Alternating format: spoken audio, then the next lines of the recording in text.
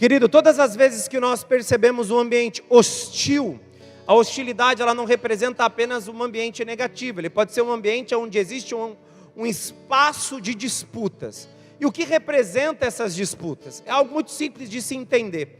Todas as vezes onde dois indivíduos, dois organismos ou dois seres tentam de alguma forma conquistar o espaço ou se apoderar de alguma maneira dos recursos daquele ambiente, eles terão que disputar a autonomia e a autoridade, ou seja, o direito de fazer e o poder para fazer.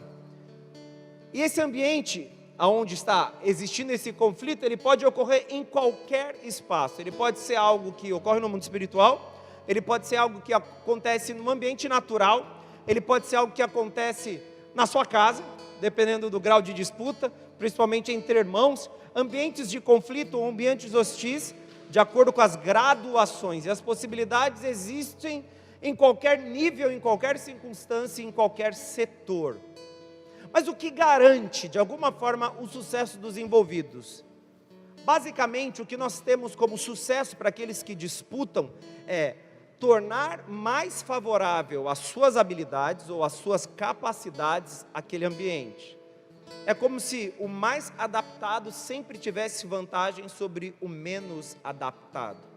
Aquele que possui mais vantagens, mais recursos e mais capacidades para lidar com aquele espaço, sempre terá vantagem adaptativa, consequentemente, sucesso nessa disputa. Pastor, como? Exemplo, dois irmãos disputam sobre algo dentro da casa. Você pode dizer que não, e alguns pais vão dizer, não acredito, mas isso acontece, todos os filhos sabem que é assim que funciona. Qual é a conduta dos filhos? Tentar conquistar, de alguma forma, a vantagem daquele ambiente, tendo, de alguma maneira, apoio do que toma as decisões. O primeiro que chora, o primeiro que reclama, o primeiro que pede, o primeiro que vai até o pai ou a mãe, normalmente é aquele que tem a vantagem na disputa. Quando você vê diferenças significativas do tamanho dos filhos, a vantagem já fica para o menor, porque o pai fala, você é maior, o menor não sei o quê. E normalmente o menor, ao perceber essa vantagem, sempre chora antes do maior contar o fato. Ou seja, ele busca uma vantagem.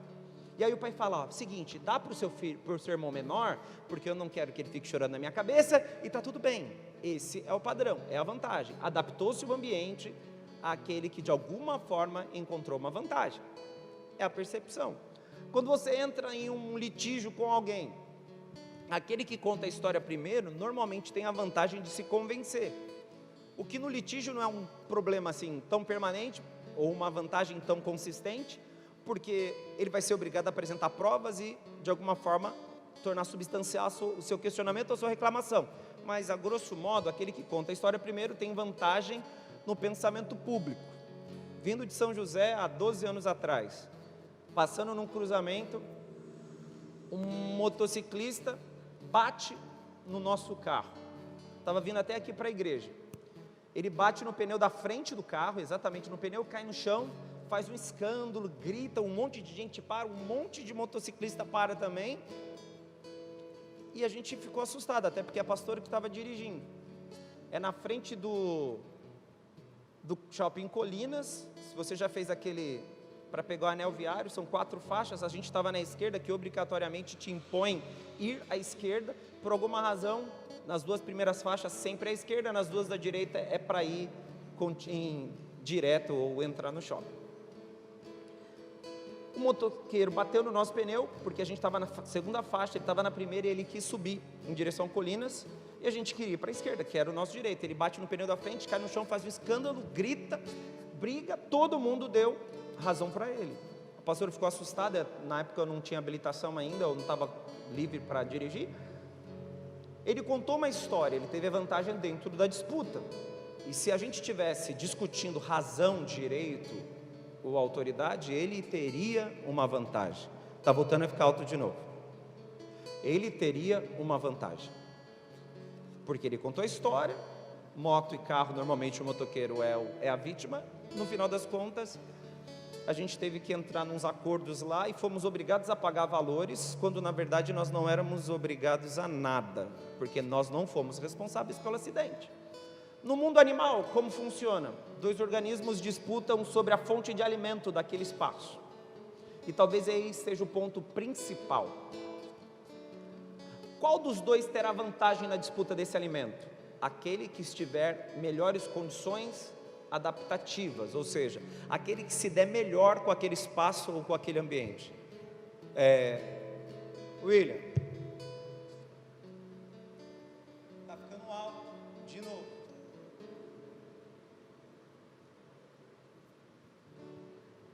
Aqui em cima, no retorno.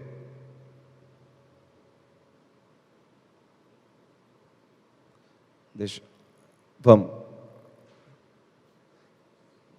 Espera um pouquinho.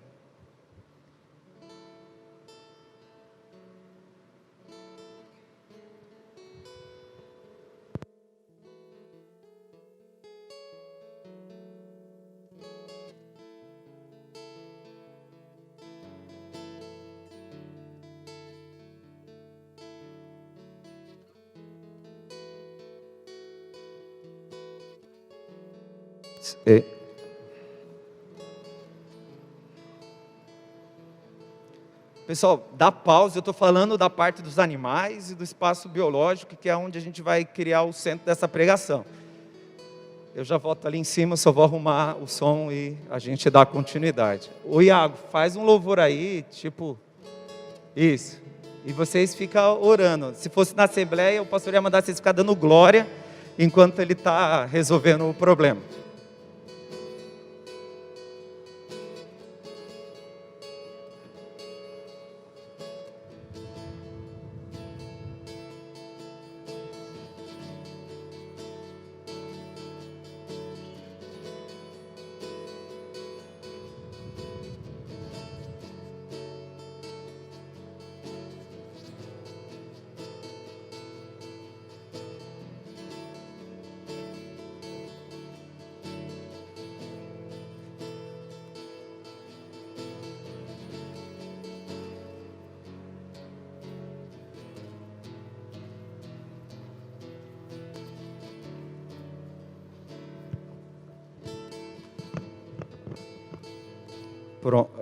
Pronto.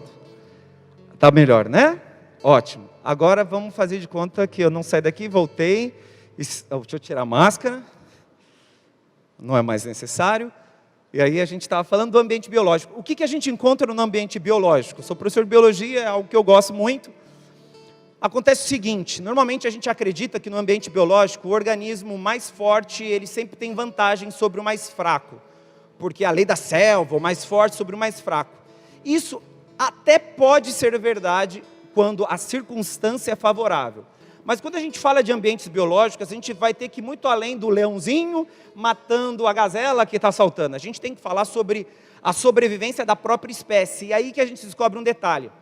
Que no ambiente animal, não é necessariamente o mais forte que tem vantagem sobre o mais fraco. Sempre você vai ver que no ambiente natural é o mais adaptado, tem vantagem sobre o menos adaptado.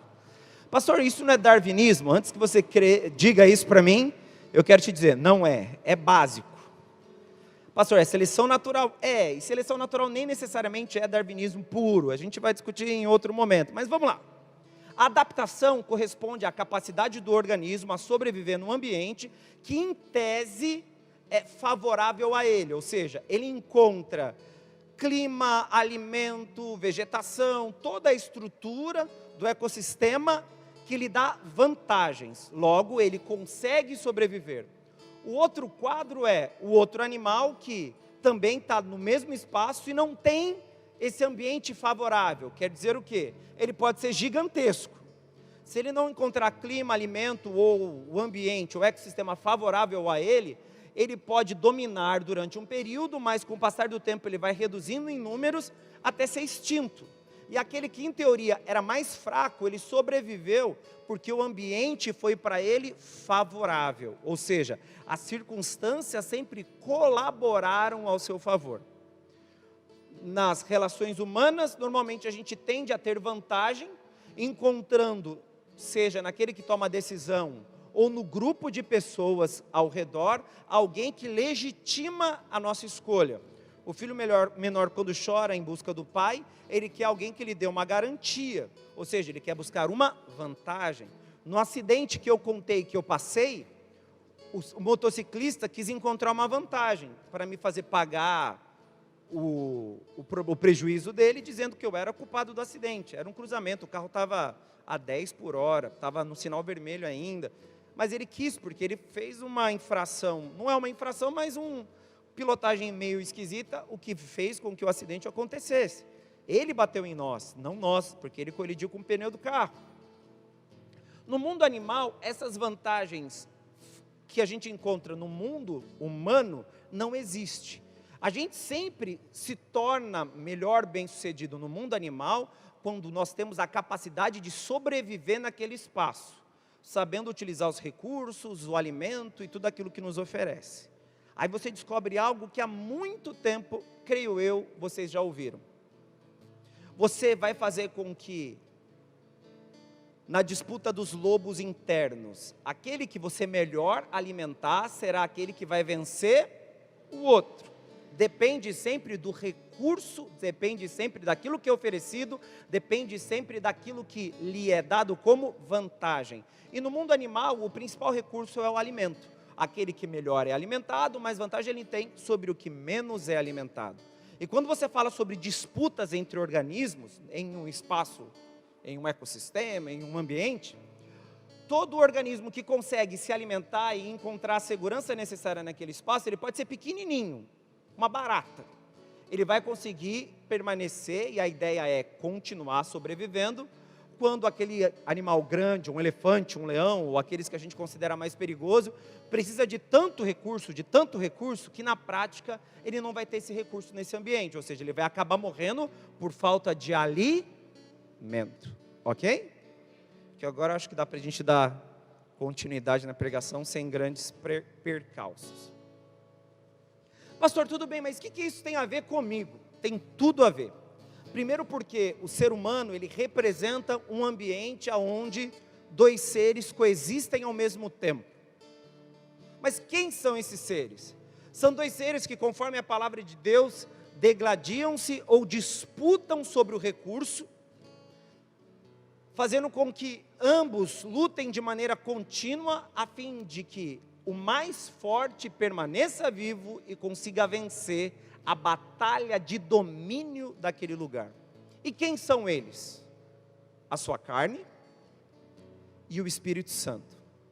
A Bíblia diz que dentro de nós esse conflito ocorre de maneira permanente, aonde ambos tentam um contra o outro, a fim de terem vantagem, e nessa vantagem dominarem sobre o território, ou dominarem sobre a nossa vida. Pastor, mas como a gente consegue compreender isso? É muito simples. Tudo aquilo que você pensa é exatamente aquilo que Deus gostaria que você pensasse? Não. Tudo aquilo que você deseja é de fato aquilo que Deus gostaria que você desejasse? Não. Tudo aquilo que você faz é exatamente aquilo que Deus gostaria que você fizesse? Não. Mas por que existem essas vontades dentro de nós? Porque o ser humano, ele pode ser um ser espiritual, mas ele também é um ser carnal. E enquanto nós estivermos na terra, a nossa natureza carnal sempre irá contra a nossa natureza espiritual.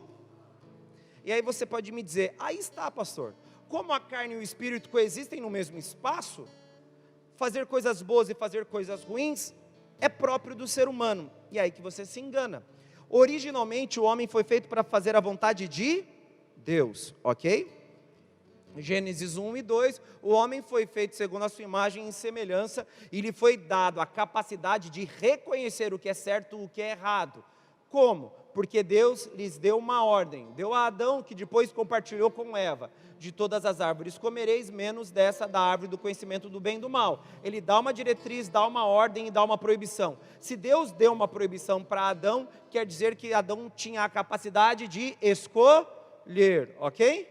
Ele poderia escolher entre comer ou não comer, e eles comeram, e Eva sabia que não podia, até porque a serpente teve que convencê-la de comer, ou argumentar. Logo, Eva sabia exatamente o que estava acontecendo, e sabia que não poderia comer daquele fruto. O homem foi dotado dessa capacidade. O homem é posto para fora do Éden e a nossa capacidade crítica permanece. Nós temos o recurso, só que hoje nós temos uma implicação maior. E qual é a implicação maior? A nossa carne, diferente de Gênesis 1 e 2, ela é tendenciosa ao pecado. Ela deseja isso. Todos aqui pecaram? Sim, amém? Todos nós pecamos, eu também, todos vocês. É um fato triste, mas é um fato. Todos nós pecamos. Quem é o culpado dos pecados que você cometeu? Você sabe, tem um culpado. Quem é o culpado dos pecados que você cometeu? O diabo, amém? Oh, Deus que não nos impediu de pecar, amém? Quem é o responsável pelos nossos pecados? A concupiscência que está em nós. E o que é a concupiscência? O desejo pelo pecado. É o anseio, a vontade, o querer pecar. Esse ambiente onde a maior parte de nós, para não dizer todos, já inicia o trajeto desejando o pecado, recebe uma intervenção. Quem é essa intervenção? O Espírito Santo. Ele entra nas nossas vidas e a primeira coisa que ele faz é abrir os nossos, ou seja, tudo aquilo que era pecado e a gente não reconhecia como pecado, se torna pecado. Nos dá a consciência. E a consciência é basicamente a capacidade que Deus nos dá para decidirmos, fazer escolhas, certo e errado. Originalmente já tínhamos isso, porque fomos feitos à imagem e à semelhança de Deus. Posteriormente foi perdido, porque a nossa natureza corrompida perdeu a glória de Deus e nós nos tornamos o que somos hoje, seres corruptos na condição humana, seres corruptos por conta da condição de pecado e por consequência disso incapazes de reconhecer o que é santo e o que é profano. O Espírito Santo entra dentro de nós, abre os nossos olhos. Só que a questão não é apenas abrir os nossos olhos, a questão agora é a definição de senhorio. Qual dos dois vai sobreviver, ou qual dos dois vai dominar, a carne ou o espírito? E aí eu lhe pergunto, como daremos vantagem, seja para a carne ou seja ou para o espírito? Essa vantagem não vai ser uma mera decisão, eu quero que o espírito vença, não. Dentro de nós queremos, ou temos que ter a consciência e aceitarmos um processo, que é a criação de um ambiente favorável. Estão comigo? Vamos lá, agora eu acho que voltamos aí para o prumo. O que é um ambiente favorável? Voltando para a rápida aula de biologia.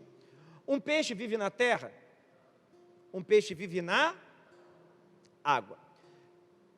Quem tem mais vantagem dentro da água? Um gato ou um peixe? Porque o ambiente é favorável para o gato pode nadar? Pode. O gato consegue sobreviver durante um certo tempo na água? Consegue. Mas qual dos dois tem mais vantagem? Porque o ambiente é propício. Ok? Amém? Vamos lá. Quem aqui foi redimido pelo sangue de Jesus? Não precisa levantar sua mão, porque você não precisa se expor. Quando você foi redimido pelo sangue de Jesus, quer dizer o quê? O que aconteceu com você? Agora eu não vou para o inferno, não. Na verdade, eu posso dizer que o céu foi para dentro de você, de uma forma bem figurativa. O que quer dizer que o céu foi para dentro de você? Aquilo que impedia a presença contínua de Deus é retirada e o Espírito Santo reside o seu interior. A santificação, ou melhor, a remissão dos pecados nos purifica, dando ao Espírito Santo liberdade de residência. Você já ouviu aquele versículo que fala que depois da casa adornada, limpa, alguém tem que morar lá dentro, senão aqueles que foram tirados vão voltar 7 vezes pior? Quando nós somos redimidos dos pecados através do sangue de Jesus, é isso que acontece. O ambiente limpo e adornado, ele é uma vantagem para quem? Para Satanás ou para o Espírito Santo? Para o Espírito? É lógico. Até porque se quem residia eram demônios, e a Bíblia fala que eles são tirados, e a casa é limpa e adornada, quer dizer que enquanto eles estavam ali, o negócio não era muito bom. Quando eles foram postos para fora, é que Deus fez a limpeza, e deu condições para que um outro habitasse, que era o Espírito Santo, o Consolador. por essa lógica, entendemos que o ambiente propício para o Espírito Santo é um ambiente limpo, adornado, podemos chamar também de santo, e o ambiente propício para a concupiscência da carne é o quê? Um ambiente corrupto, sujo, manchado, dominado pelas inclinações da nossa carne. Se eu quero dar vantagem para um ou para outro, o que eu tenho que fazer não é apenas uma decisão oral ou um compromisso verbal. O que eu tenho que fazer é a construção ou criação de um ambiente favorável. Por quê? O peixinho vai encontrar na água o alimento e o ambiente propício para ele viver. O gato tem na água o alimento para ele sobreviver? Tem, porque gato come peixe, pelo menos assim que a gente vê no desenho. Só que vai ser fácil para o gato dentro da água capturar peixes e se alimentar? Não. Com o passar do tempo vai acontecer o que com ele? Ele vai morrer, ou de fome ou afogado. Raciocínio simples, ok? Porque o ecossistema define aquele que sobrevive. Estão comigo? E se eu alterar o ecossistema, o que eu vou fazer? Eu vou dar vantagem para aquele que pode sobreviver. O que o homem faz? O homem, ele altera o ecossistema, ele altera o ambiente para que ele seja favorável. Exatamente como um filho faz com o pai, o menor chora para o pai dar vantagem para o filho menor. É assim aquele que grita primeiro, tentando fazer comoção pública contra alguém, manipular a realidade para lhe favorecer. Isso funciona no mundo dos homens. No mundo dos animais, é o ambiente que define quem vai sobreviver e a capacidade adaptativa daquele animal. Na água, o peixe sobrevive e o gato morre. Se bobear, um peixão carnívoro, um predador do mar ou do rio, vai comer aquele gato, porque existem animais capazes de fazer isso, porque ele não está no espaço dele. E ao mesmo tempo, se eu inverter, o peixe pula para fora d'água e cai na beira do rio e fica ali se debatendo, o gatinho vai lá, pega ele pela boca e leva embora, sem grandes esforços, porque na terra a vantagem é quem? Do gatinho, amém? E dentro de você?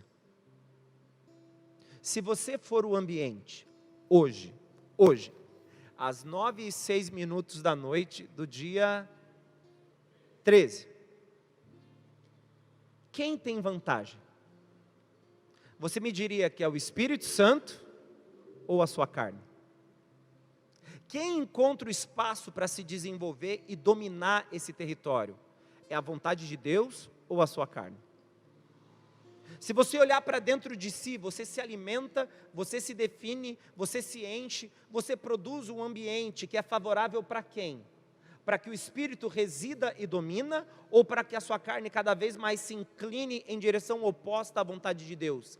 Quem é o fator dominante dentro de você? Pastor, mas eu preciso criar esse ambiente? Preciso. A Bíblia diz que nós fazemos o que depois de sermos salvos? Vamos para o céu? Não. Aperfeiçoamos a santificação que recebemos. Há uma instrução bíblica que nós devemos aperfeiçoar aquilo que Cristo produziu. Pastor, você está dizendo então que não é suficiente a salvação? Não. Eu estou dizendo que nós temos que fazer uma mudança. O que Romanos capítulo 12 fala sobre culto racional, entrega sacrificial das nossas vidas, entrega completa das nossas vontades. O que quer dizer Romanos capítulo 12, versículo 1? É que você vai anular os seus próprios interesses, a fim de que uma experiência espiritual completa ocorra.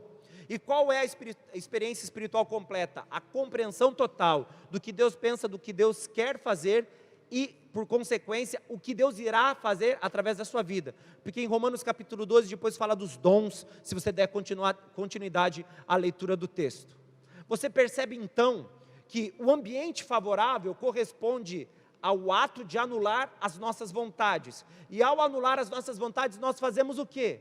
Nós alteramos aquele espaço para que a concupiscência que gera o pecado não consiga gerar o pecado.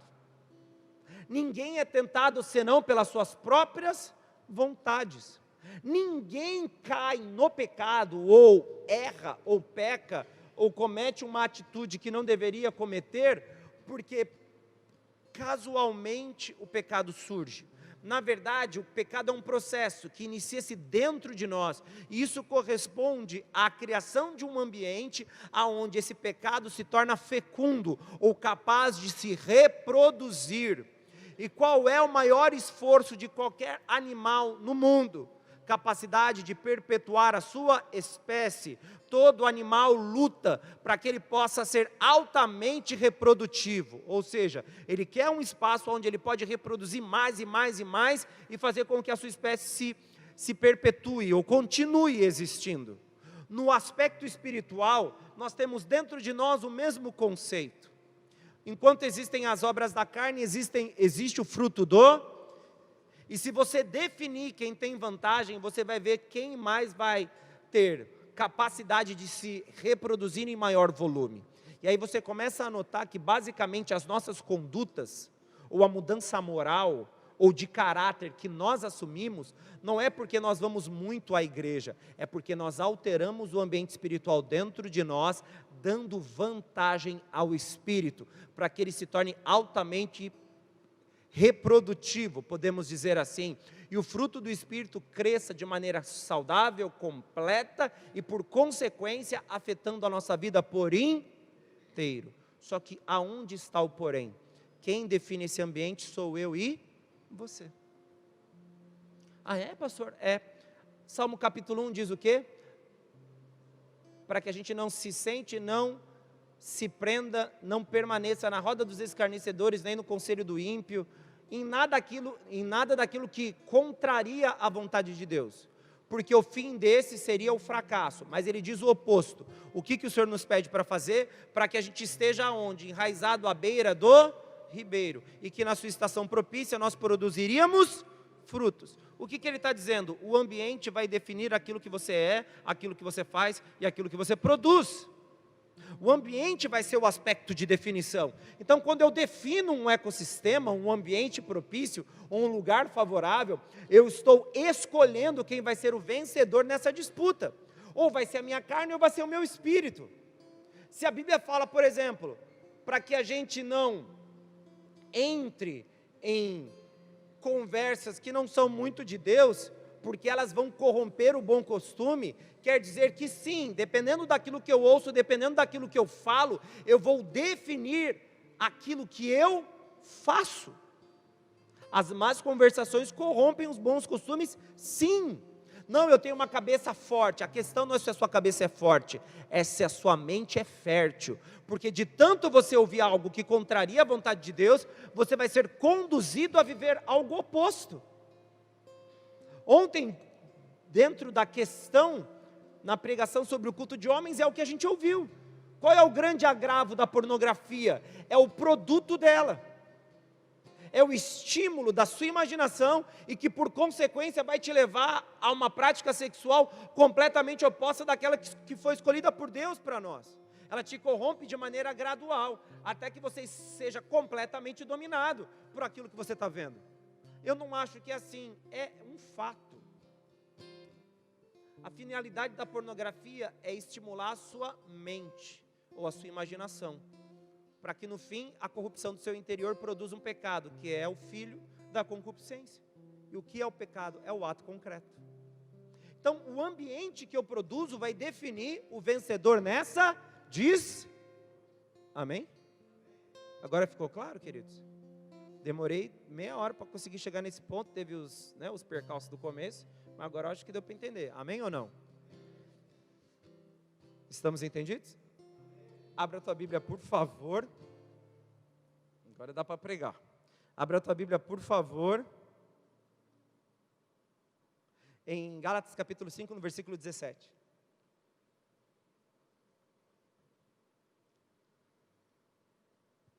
Está seguro agora?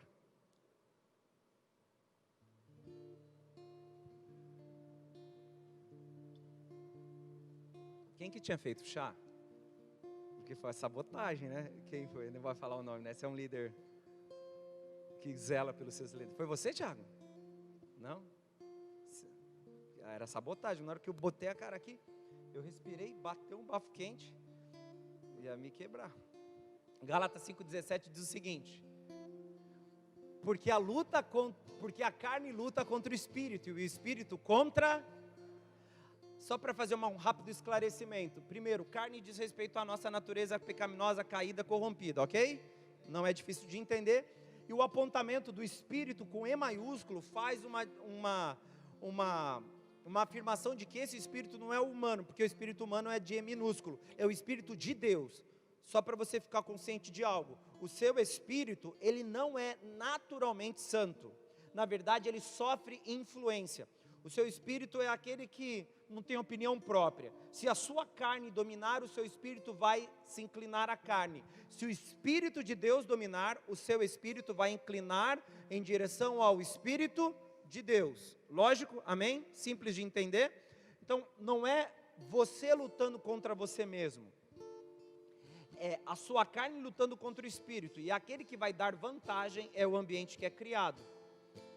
E aí o texto continua dizendo: e estes se opõem um ao outro, para que não façais o que quereis. E antes que você diga, para que eu não faça o que eu quero, não. É um que se opõe ao outro, para que um dos dois vença a disputa. A carne não quer que o Espírito de Deus faça a vontade dele, tal qual o Espírito não quer que a nossa carne faça a vontade dela. E eu posso te dizer algo sem medo de errar. Nós podemos, nesse aspecto, considerar a nossa carne um ser autônomo. Ou seja, possuidor de vontades. Ele não é uma pessoa, porque ela não é, compõe quem nós somos. Mas ela tem uma vontade distinta. Por quê? Porque no momento que você se converte, você se inclina a fazer a vontade de Deus, o seu espírito vai também contrariar a sua carne. Quando o apóstolo Paulo fala, o pecado que eu cometo na carne, e o ato santo, ou a coisa correta eu cometo pelo Espírito, ele diz que dentro dele existe uma disputa entre a carne e o Espírito dele também, porque nesse aspecto, o Espírito dele está inclinado a fazer a vontade do Espírito Santo. Então ele tem um que determina ou define a sua inclinação. Dentro de nós existe essa disputa também. Contudo, nesse aspecto é o Espírito de Deus disputando contra a carne. Amém? Está falando sobre governo, domínio e influência. E por que é importante esclarecermos sobre as vantagens? Porque é muito simples. Os padrões existentes no Antigo Testamento e no Novo Testamento fazem mais um apontamento. Deus, ele sempre quis criar um ambiente que fosse favorável a uma experiência completa. Ou seja, tudo aquilo que de alguma forma poderia contaminar ou afetar a nossa vida santa. E lembrando que santidade não é perfeição. O que é santidade dentro do aspecto bíblico? Santidade é a entrega das nossas vontades em função da vontade de Deus. Ser santo é definirmos quem vai dominar. Quando fala a Bíblia, sede santos como eu sou santo, há uma definição: santo é Deus e santo em letra minúscula somos nós. Deus é Kadosh, nós somos Kadoshim, e a nossa vontade está atrelada à vontade daquele que é santo. Então, no nosso caso, nós não nos tornamos perfeitos, então não carregue o fardo da perfeição, carregue o peso da santidade, que é a entrega da sua vontade, também da sua imperfeição, ao domínio e ao governo de Cristo, para que Ele te conduza, amém? Está claro? Simples de entender, amém ou não? Então, quando você começa a perceber essa construção, como é que nós nos tornaremos capazes de viver e manifestar a natureza de Deus? Quando criarmos um ambiente favorável. Antigo Testamento, Iago era um judeuzinho lá, saiu do Egito, foi para a terra prometida, fala, solteiro, em teoria, né? Se ele fosse judeu, ele está namorando. Fala o seguinte, filho, não vai arranjar mulher fora das nossas mulheres, porque senão você vai se corromper, vai haver uma contaminação. E a contaminação diz respeito ao quê? O demônio vai entrar nele, se ele casar com uma mulher que não era judia? Não, haverá conflitos de costumes. Você foi criado para ser santo, ou seja, a sua vida corresponde àquilo que Deus deseja.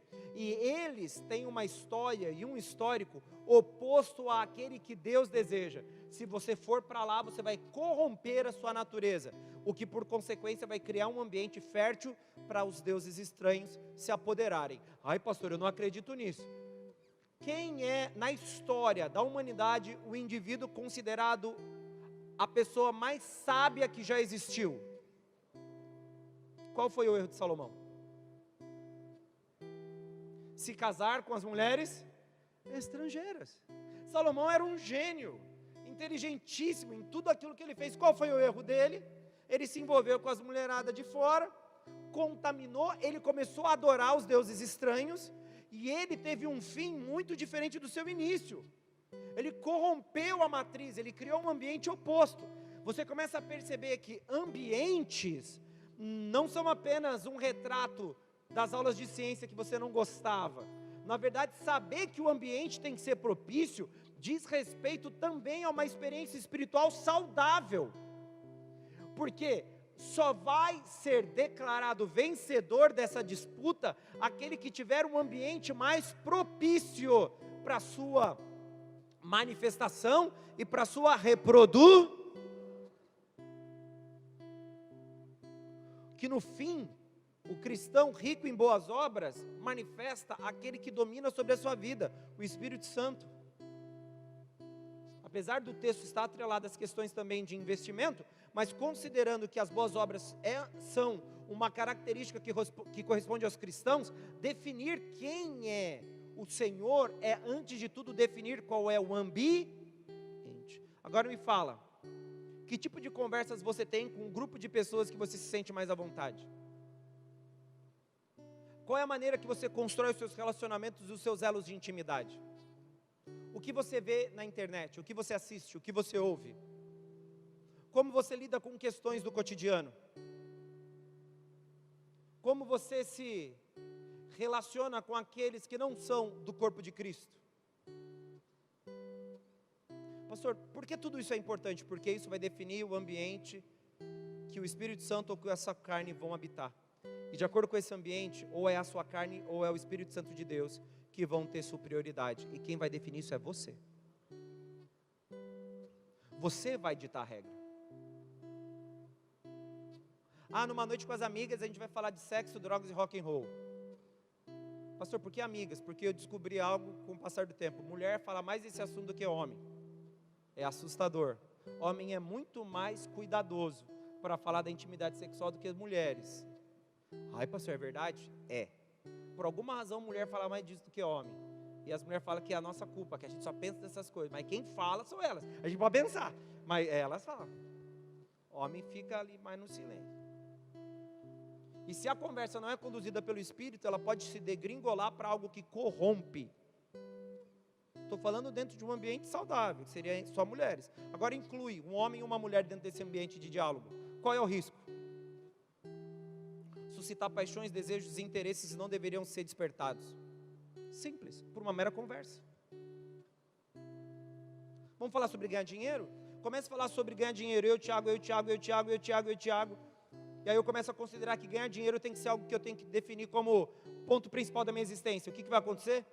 Com o passar do tempo, se eu não tiver a minha mente focada em Cristo, entendendo que a maior riqueza está guardada em Jesus, eu vou considerar formas de me tornar mais rico, ao ponto de que com o passar do tempo eu considere atitudes escusas para que isso seja plausível. Ai, pastor, não é bem assim. É assim. Porque a partir do pressuposto que você escolhe quem é o seu Senhor, você emprega a maior parte da sua energia naquele que você considera seu Senhor. E isso vai gerar corrupção no seu interior. É estranho dizer, mas nós normalmente não consideramos isso.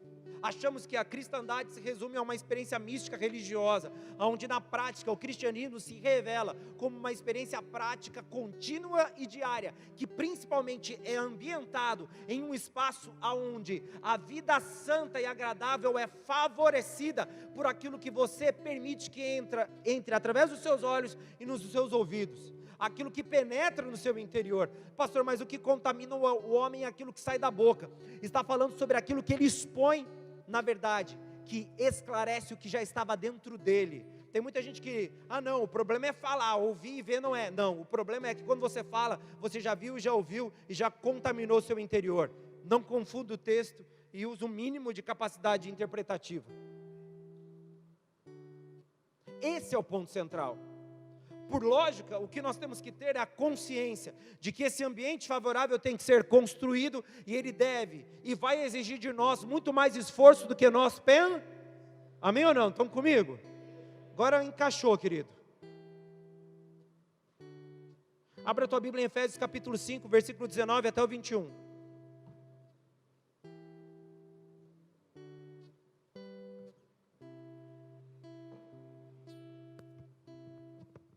Olha o que diz o texto: falando entre vós, em salmos, hinos e cânticos espirituais, cantando e salmodiando ao Senhor no vosso... Versículo 20: sempre dando graças por tudo a Deus, o Pai, em nome do nosso Senhor Jesus Cristo. Versículo 21: sujeitando-vos uns aos outros no temor de... Você vê que o padrão inicial para o relacionamento da comunidade cristã, versículo 1 que eu coloquei ali, versículo 19, se pauta em uma linguagem, em um ambiente que podemos considerar santos. Falando entre vós em salmos, hinos e cânticos espirituais, cantando e salmodiando ao Senhor no vosso corá. Isso não é apenas uma prática da liturgia de culto, está falando sobre aquilo que deve permear o nosso interior. Nós devemos nos mover com uma finalidade clara: adorar a Deus e glorificar quem Ele é, em tudo que fizermos, e também diz respeito aos nossos relacionamentos. Está falando das relações interpessoais também. Não está não, é o culto, tá bom. 2 Timóteo capítulo 3, no versículo 2 até o 5. Nós temos que reconstruir o ambiente dentro de nós. Esse ecossistema que é espiritual e é santo. Porque particularmente, o corpo de Cristo se tornou tão libertino e tão permissivo, que tudo se torna tolerável, ao ponto que afirmamos que essa conversa acontece em um ambiente ou circunstância neutra. Estamos conversando só entre nós, não existe isso. Esse ambiente que consideramos neutro é a nossa vida, o que pode provocar, em curto, médio ou longo prazo, um prejuízo maior do que podemos ser capazes de solucionar ou resolver. Olha o que diz 2 Timóteo 3, 2 a 5. Pois os homens serão amantes de si mesmos, gananciosos, presunçosos, soberbos, blasfemos, desobedientes a seus pais, ingratos e ímpios, sem afeição natural, implacáveis, caluniadores, incontinentes, cruéis, inimigos do bem, traidores, atrevidos, orgulhosos, mais amigos dos deleites do que amigos de... Segura aí, Jorginho. Você vê um padrão, amém? Amém? Ele fala, esse é o tipo de pessoa que tem aí. Qual que é o problema desse tipo de pessoa? É aquilo que está escrito no 5. Agora pode pôr. Tendo aparência de piedade, até tem uma falsa imagem de que é santo. E ao que ele declara, mas negando-lhe o poder, afaste-te também. Você vê que a definição do apóstolo Paulo em instrução a Timóteo é: não se conecte, não crie vínculos, não estabeleça laços, não se torne próximo, não vincule a sua vida, porque isso vai, de forma gradativa, se tornar o grande prejuízo da sua existência. Por quê? As más conversações corrompem bons costumes. Salmo 1, não se sente, não permaneça, não fique diante da roda de conversa do ímpio, ou não se conduza pelo conselho do ímpio. Antes, seja como uma árvore que se planta à beira de um ribeiro. Quando fala beira de ribeira, beira de um rio, onde a fonte de alimento é o rio. Mas quem é o rio? Já está falando de uma experiência cristocêntrica. Salmo 1 aponta para Jesus, Ele é o rio. Se você quer ser bem sucedido, existe algo que deve ser definido antes. Aquele que te alimenta, o ecossistema que você foi vinculado. Se você não tiver esse grau de consciência, querido, não há o que eu possa fazer. Não há o que qualquer líder possa fazer. Ninguém pode ser instruído ao ponto do líder dominar sobre a vida do liderado e torná-lo cativo das suas decisões. Nós temos que entender que o sucesso espiritual vai ser fruto e consequência direta do ambiente espiritual que construímos.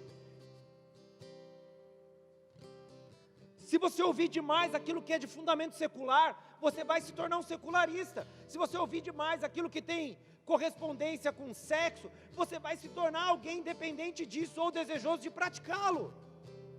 Se você ficar ouvindo demais que pode tomar as cachaças, você vai beber a qualquer momento. Ah não, eu acho que não, vai. Porque isso vai corrompendo de maneira gradativa, afetando o nosso interior, e você vai se inclinar a isso. Porque o passo é que com o tempo se encontrem afirmações e fundamentações que justifiquem um ato. Quando não, a gente omite o comportamento a fim de nos tornarmos socialmente aceitos. Mas não é o que o Senhor tem para nós, amém ou não?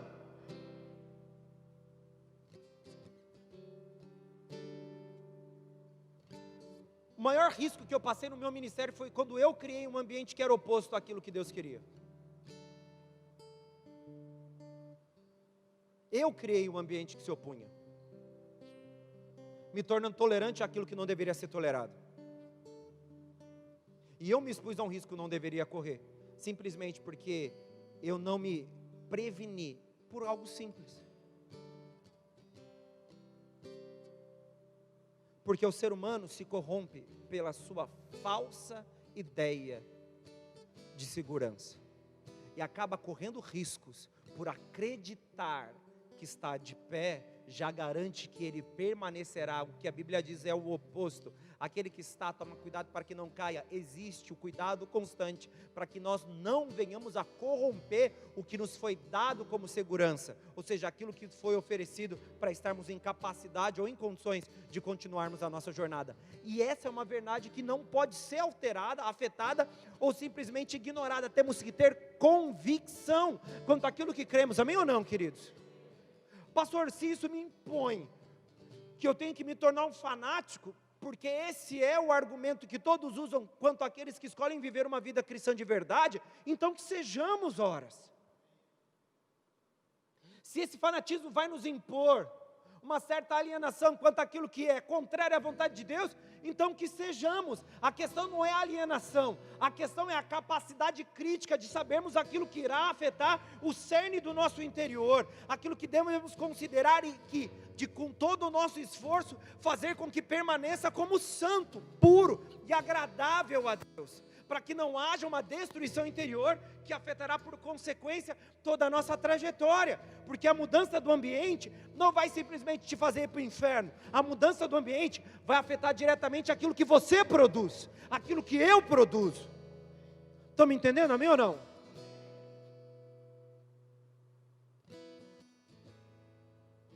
Só que parece que para nós é tranquilo, e não deveria.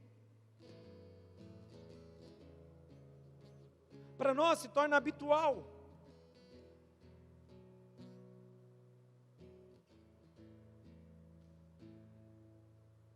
Quanto tempo você investe na sua semana para coisas de natureza espiritual?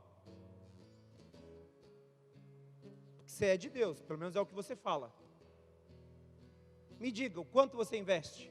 Você está falando de vir na igreja? Ir na igreja é a menor parte de ser espiritual. Aí, pastor, é a menor parte, estou sendo honesto. Eu dou dízimo, também é a menor da insignificante. Quero saber, espiritualmente, como é que é a sua semana? O que você faz que de fato te define como um ser espiritual? Tá, eu não quero ser taxativo. Tá bom, alguém que é de Deus, o que garante que você é de Deus? O fato de você vir na igreja e dizer que é crente, colocar no seu Instagram, no seu Facebook, e de vez em quando ouvir louvor no seu carro, isso não quer dizer nada. O que garante que somos espirituais é a construção de um ambiente que favorece a manifestação do Espírito, porque de acordo com o que a Bíblia ensina, ela na verdade orienta e corrige aqueles que extinguem o Espírito Santo, ela corrige aqueles que de alguma maneira resistem ao Espírito Santo. A Bíblia, de forma muito simples, mostra que todo o nosso esforço tem que ser para dar liberdade ao Espírito, para que ele se apodere de nós. E o que representa ser tomado por Deus? A última parte é revelarmos dons. A primeira parte é ele controlar todos os impulsos, inclinações e anseios do nosso coração. Agora me diga, ele tem dominado? Ele tem ou não? Como tem sido a sua semana? Você ora? Ora para dormir? Não, você não é orar. Isso aí é a benzida. Cumprindo, orar é falar assim, eu vou no banheiro, tomar um banho. Vou falar com Deus. No chuveiro, pode pastor, eu vou estar tomando banho. Antes que você se assuste pelo fato de você não estar com roupa, Deus ele olha o seu interior, então não tem problema. Não, porque eu aprendi que, fica tranquilo, não tem nada a ver essa história, se você já ouviu, tem algumas pessoas que falam que não pode, mas tem nada a ver, até eles são do interior. Você está com roupa, sem roupa, se é feio, se é bonito, não importa, né? Deus ouve e escuta aquilo que está dentro de nós. E vai lá, você gasta 1 hora deixando seu cabelo sedoso, lindo, maravilhoso. Não é verdade, Ronaldo? Então, o Ronaldo aqui gasta um tempão lavando a cabeça.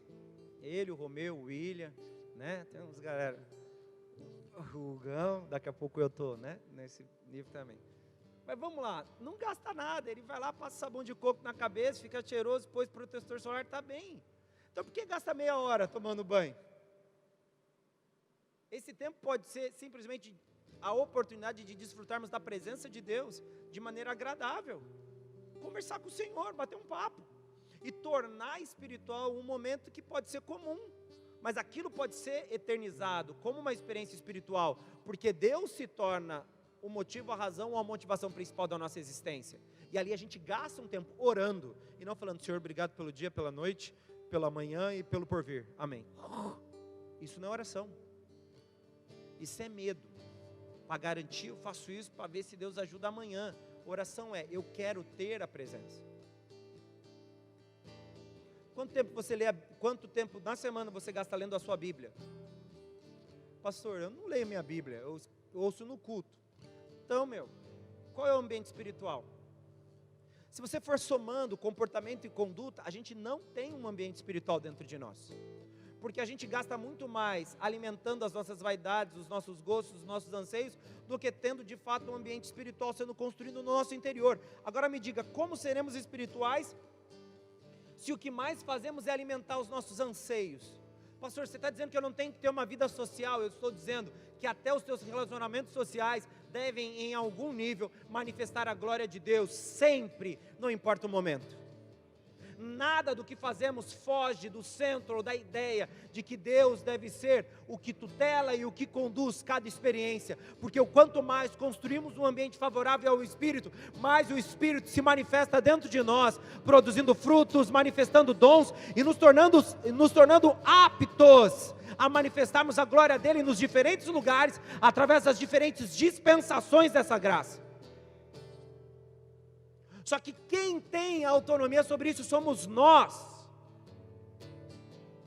E não há como encarar um corpo, que eu me incluo, que se preocupa mais com tudo, menos com a glória de Deus, dizendo estou estafado. Se estafar na terra da presença de Deus já tem sido um grande desafio, desiste e vai para o inferno, porque lá, depois que Deus selar a morte e os demônios, Ele não vai mais fazer parte daquele espaço. Mas se você deseja a eternidade, se acostuma com a presença de Deus desde hoje, porque no amanhã, no porvir, no que é eterno, a glória dEle se apoderará de tudo, e Ele será o centro, a manifestação e a magnificência permanente nas nossas vidas, querido.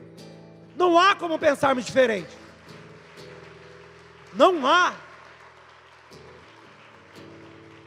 Ah, mas eu acho que tem que ter limite.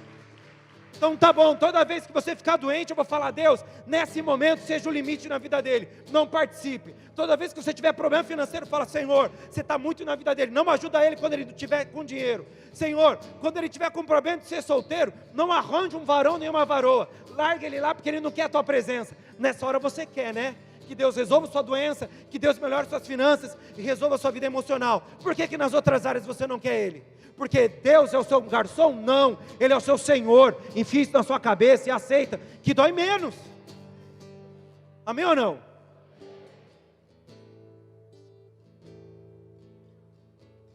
E se quiser chorar, te aconselho a ir visitar sua mãe. Lá tem colo quente e ela normalmente vai passar a mão na sua cabeça. Mas se ela for uma mulher de Deus, vai dar um tapa na sua orelha e fala, vire homem, ou vire mulher, e viva aquilo que Deus tem para você, porque eu não te criei para ser um bunda mole. A minha esposa não está aqui, não tem problema, porque ela não gosta que eu fale bunda mole, né? Misericórdia.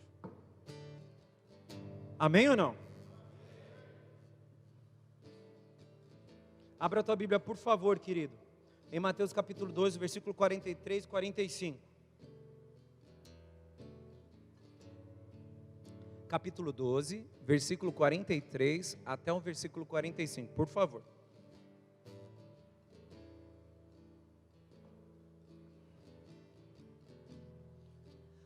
pastor, eu não acho, eu não concordo. Tá bom, vamos lá. E quando o espírito imundo tem saído do homem, libertou, anda por lugares áridos, buscando repouso e não o encontra. Logo, todo demônio que saiu de alguém vai voltar. Ah, pastor, eu acho que não é demônio. Tá bom, se você quiser que eu contextualize, porque tem que contextualizar tudo agora. Tudo aquilo que você abandonou um dia na sua vida, por causa de Jesus, ele vai voltar. Pastor, eu tinha problema com droga. A vontade de usar droga vai bater na sua porta. Nunca mais vai, porque vai. Eu sou um mentiroso. Você vai ter vontade de mentir, você vai ter vontade de roubar, você vai ter vontade de fazer tudo aquilo que é contrário à vontade de Deus. É um fato. Ah, tá, é melhor o demônio, né? Porque daí você joga a culpa no demônio, ao invés de falar que a responsabilidade é sua. A gente pode contextualizar. Tira o demônio, porque o povo tem medo de demônio. Vamos colocar comportamento, vontade, desejo, anseio. Pronto. E aí você é o responsável total dessa questão. Ele vai dar um rolê e aí ele volta. Aí ele diz, ele mesmo: voltarei para minha casa. Ele acredita que ele é proprietário, é questão de território. Em questões espirituais, nós somos um território, amém? Quando você fala que Satanás domina sobre esse mundo, ele está aqui na terra, não. Está na árvore, não. Está no rato, o rato é de Satanás, a barata, porque eu tenho medo. Não, está nas pessoas mesmo. E as pessoas movidas ou influenciadas pelo espírito maligno afetam uma construção social, as tomadas de decisão, os governos, os costumes e os hábitos, ok? Antes que você ache que o demônio fica voando pela terra, vagando, ele entra nas pessoas mesmo. E ele induz as pessoas a fazerem aquilo que é contrário à vontade de Deus.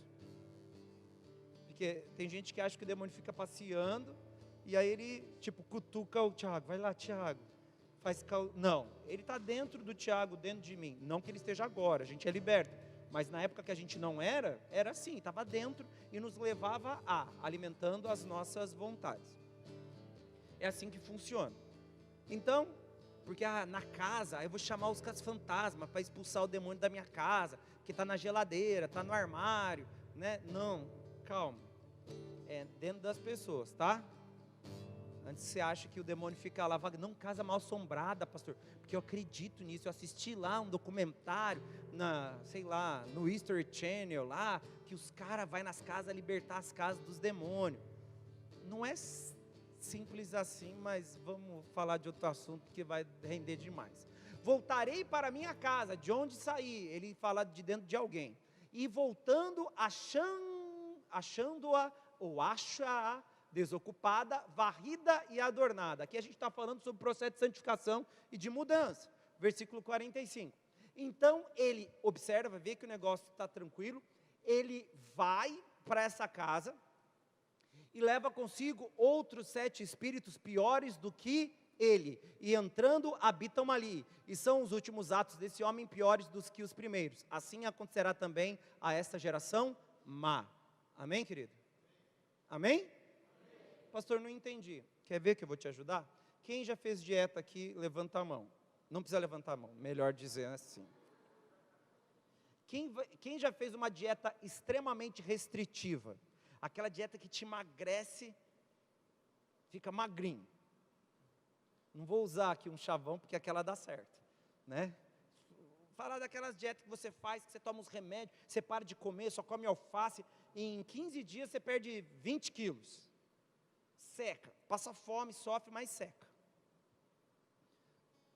Alguns aqui ou já fizeram, ou conhecem quem fez.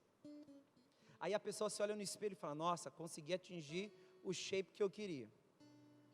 Aí ela fica animada. Aí a primeira coisa que ela faz é o quê?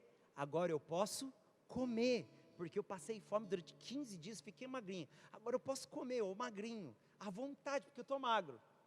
E aí o que acontece com essa pessoa? Ela pesava 50, depois que ela tem esse retorno para a comida, ela vai para 60. Normalmente o efeito sanfona para quem faz dieta é sempre um problema, porque ele aumenta o peso até atingir obesidade mórbida, porque é assim que funciona. Você limitou seu organismo e você ficou mais pesadinho do que era no início. Um exemplo bem bobinho, tá? Ok? Ou seja, a situação posterior da pessoa é pior do que a do começo. Ele estava razoavelmente magro, fez uma super dieta, mas não foi disciplinado, engordou muito mais, estourou tudo e, enfim, porque queria gerar sentimento de satisfação, prazer, tem a questão química dentro do cérebro. Mas basicamente é isso. Quando nós não percebemos que o que define o nosso sucesso espiritual é a residência, ou a presença do Espírito Santo, nós fazemos o quê? Deixamos o pecado durante um certo tempo, abandonamos certas condutas durante um período, mas quando nós voltamos àquilo é sempre muito pior do que na primeira vez que nós nos envolvemos. É verdade ou é mentira? Verdade. Pessoas que têm problemas com dependência química e elas relutam muito nos processos de abandono do uso, né?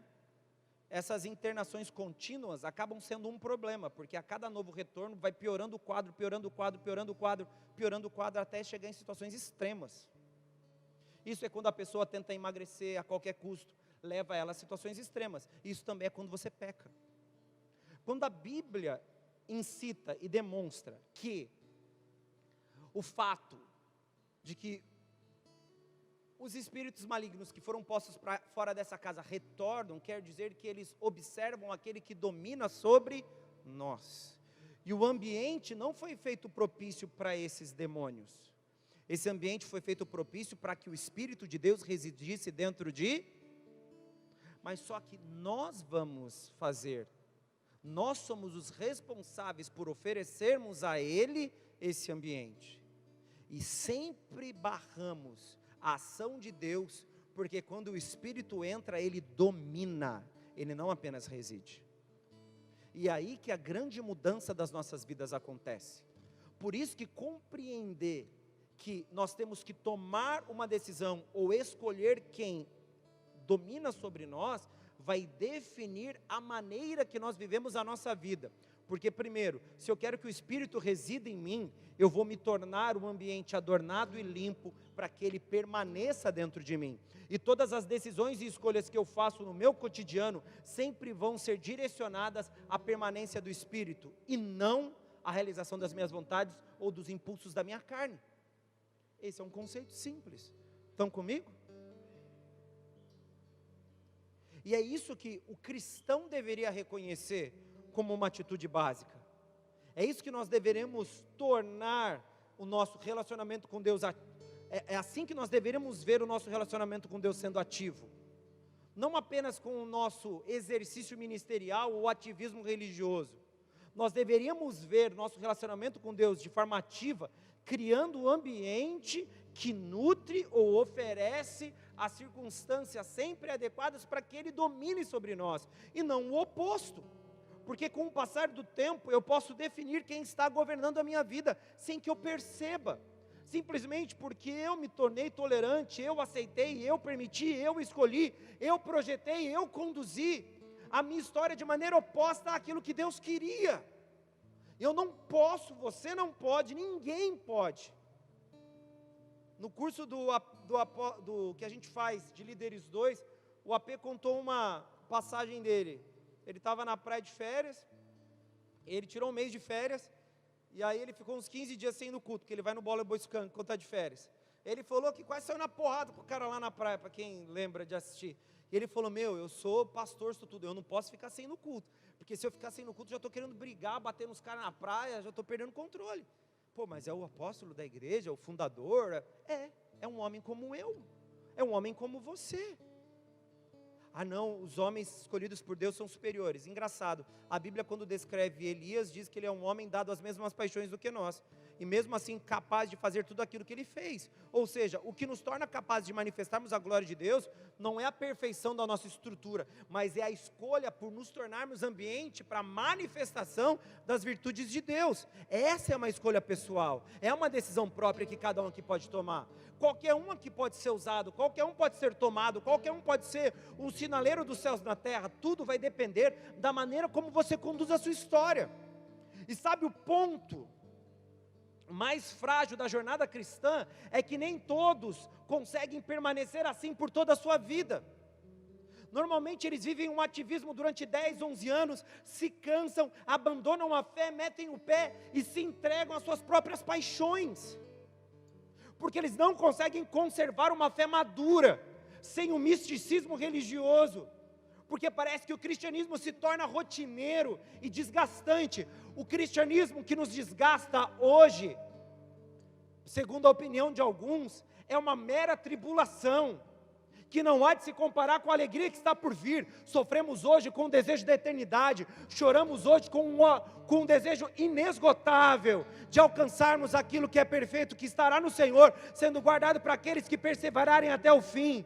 Nós choramos, nós lutamos, nós enfrentamos as nossas paixões e a nossa carne, porque o meu coração arde de expectativa sobre aquilo que Deus me dará, porque a minha expectativa não se limita àquilo que essa terra produz, mas ela está associada àquilo que vai ser oferecido para mim, depois que eu morrer e ascender aos céus em direção ao Senhor. É isso que nos move, é por isso que lutamos, é por isso que criamos um ambiente propício, para que Deus se manifeste. A ser cristão é cansativo, ser cidadão dos céus é cansativo, querido, porque nessa terra somos peregrinos, e todo peregrino anda, a fim de alcançar a sua verdadeira pátria. Se você está cansado é porque você está andando, e continue cansado, continue andando, se esforce ao máximo, para que você no fim da jornada, receba do Senhor a coroa da vida, e Ele coloque sobre a sua cabeça e diga: seja bem-vindo, eu preparei ruas de ouro, mar de cristal, e a sua casa é aquela ali, número 52, entra nela, porque eu preparei especialmente para você. Você perseverou até o fim, e aqueles que perseverarem herdarão a vida eterna. Amém ou não?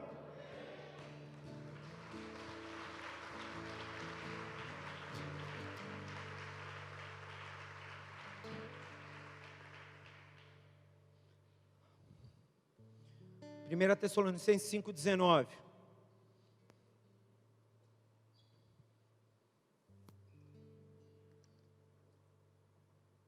Querido, não deixe essa pandemia acabar com você, querido. Não deixe esse tempo tão distante acabar com você. Não deixe esse comodismo acabar com você. Eu fui pregar em Suzano. E o pastor lá conversando comigo falou: pastor, 60% da igreja meteu o pé, não voltou mais, não participa, acabou. Engraçado, quando tinha festa, tinha evento, tinha as coisas acontecendo, aquele fervor, era fácil ir para a igreja. Parece que a maré, parece que a correnteza já me puxava. Hoje nós remamos contra a maré para conservarmos a fé. Consumimos tanto conteúdo digital que muito desse conteúdo subverte a verdadeira fé, os verdadeiros princípios e a vontade de Deus. Estamos lá consumindo, porque eu não posso sair de casa. Fique em casa, seja contaminado, mas não, o coronavírus, eu concordo, há um risco, mas você também tem que ser cuidadoso para que não seja contaminado o seu interior, querido, e ficar consumindo igual a máquina, tudo que tem lá, porque eu tenho que entreter, então vamos me entreter. Entretenimento eu acho que foi criado por Satanás, da forma pejorativa, porque você sabia que em todo movimento de avivamento, no período mais tradicional desses movimentos, eles fechavam até teatro. É verdade, mas teatro não é de Deus? Não é isso que eu estou dizendo. O povo estava tão cabreiro com o entretenimento, que os teatros fechavam, os botecos, o lugar tudo fechava, eles só iam para a igreja. Aí era fanatismo. Engraçado, os avivamentos que nós nos impressionamos na história, é assim que eles se comportavam. Era Jesus, vamos pregar, vamos ouvir pregação, vamos queimar na presença, vamos adorar a Deus, vamos cantar louvor, vamos subir no monte, descer no monte, mas todo dia. É assim que eles viveram. A gente fala: nossa, eu queria algo na Rua Azusa. Na Rua Azusa tinha culto que não acabava, sabia disso? Avivamento da Rua Azusa, não acabava culto. Avivamento do País de Gales. O pregador saía de uma igreja, por exemplo, a gente tem a igreja Assembleia de Deus, ele saía daqui e já ia pregar na outra, emendado assim, ó. E o povo estava lá já recebendo: chegou outro pregador, vamos ouvir. Aí, ensinando, a presença de Deus vinha, os corações se constrangiam, eles eram tomados por Deus. Pastor, isso é fanatismo, a gente tem que entender, a gente não tem que entender nada, querido. A gente tem que parar de contextualizar, quando na verdade isso é uma subversão da palavra, tornando ela aquilo que agradava aos nossos corações. Me perdoe. A gente fala sobre avivamento, sobre queimar na presença, eu estou frio. Você está frio, culpa é sua. Eu estou frio, eu fiquei frio, a culpa é minha, eu não tenho que culpar ninguém aqui. E eu não tenho nem que culpar, porque eu venho na igreja todo dia, eu fiquei frio porque eu fui negligente. Você ficou frio porque você foi negligente. Para de dizer, mas é porque, não é por nada, é por minha culpa, é por sua culpa, é por nossa culpa. Todos os que ficaram frios, é porque não alimentaram o espírito. Não, mas é porque eu tenho sequelas emocionais, psicológicas, psiquiátricas, um monte de sequela, eu também tenho. Todo mundo tem, quem teve uma vida boa aqui? Ninguém. Então isso não é justificativa. Até porque se você teve uma vida toda atribulada, é mais razão para você se encher do Espírito. Porque Ele nos dá uma paz que excede todo entendimento. Se eu quero viver em paz, eu tenho que ser cheio da presença. Amém? Nem sei mais o que está acontecendo. Nem sabia no começo estava difícil, agora está fácil, mas está pior porque eu estou ficando com raiva. Estava com raiva antes do culto, estou com raiva agora, mas não é de ninguém não, está aquela raiva interior, assim, sei lá. Preguei de manhã, já fiquei meio furioso, aí já emendei, fiquei com raiva o dia inteiro. Aí fui subir aqui, meu time ainda perde. Brincadeira, isso aí não interfere em nada. Não é bobeira, isso é futebol. Estou falando no coração, no espírito, porque eu me enquadro nisso. Eu me vejo nisso. A gente tem que deixar isso aquecer dentro de nós de novo. Parar de dizer, meus filhos dão trabalho, eu ouvi sua pregação. À tarde. Você pregou bastante, hein? Até 6 horas o culto. Você entregou o quê? Certinho o quê? 6:30? Fiquei vendo lá. Você dá oportunidade para o diácono pregar, ele já, primeira vez, debutante, né, já quer pregar todas as pregações que ele garantiu até hoje. Eu fiquei 50 esboços, vou pregar 50. Não sei quando eu vou ter oportunidade, não. Brincadeira, vou assistir. Os meus filhos, o problema do relacionamento da família, o cansaço, na verdade não. Nada disso pode ser justificado por uma frieza espiritual. Eu estou tendo que trocar fralda, não estou podendo ler os meus livros, ouvir os louvores. Estou tendo que me readaptar. Você tem que readaptar, não apenas para ter uma vida psicologicamente saudável, mas para ter uma vida espiritual saudável. Porque a glória de Deus, a eternidade, o mundo espiritual, o conflito que existe no universo espiritual invisível aos nossos olhos, ainda continua. Ele continua pré-existindo. Estou com medo do coronavírus. Tá bom, é seu direito, Mas qual é a qualidade? Não, eu estou tendo uma vida espiritual de muita qualidade. Eu não produzo frutos, mas eu sei que ela é saudável. Então não é saudável, porque toda árvore saudável produz frutos. Se não produz fruto, não é saudável. Pronto. Você começa a notar que os argumentos se tornaram cada vez maiores, cada vez mais constantes, e ao invés de vivermos o sobrenatural, estamos vivendo o natural e nos incapacitando. A glória de Deus precisa ser liberada, amém? Principalmente em nós. E para isso nós temos que criar um ambiente propício. Chegou a hora de confrontarmos isso. Não extinga o espírito, querido. Por favor. Lembra de onde você caiu. E se arrepende. Lembra de onde você caiu e se arrepende. Como você vivia, qual era o grau de paixão. Depois de tanto tempo no ministério, eu não consigo me sentir tão apaixonado como eu me sentia no começo, quando era novo na fé, porque agora eu sei como é que as coisas são. Na verdade, os seus olhos estão depondo contra você. Não é como as coisas são, é como você está olhando hoje. Porque se os seus olhos forem bons, todo o resto é bom.